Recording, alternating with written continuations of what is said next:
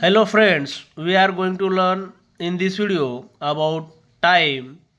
The dial of the clock is divided into 12 big divisions and 60 small divisions. The long hand is called the minutes hand, the shorter hands is called the hour hand. The hour hands takes 1 hour to move from one number to another. The minutes hands takes 1 hour to go all around the clock. It takes 5 minutes to move from one number to the next number. 1 hour is equal to 60 minutes. 1 day is equal to 24 hours. 1 week equal to 7 days. 1 month equal to 30 days. And 1 year is equal to 12 months.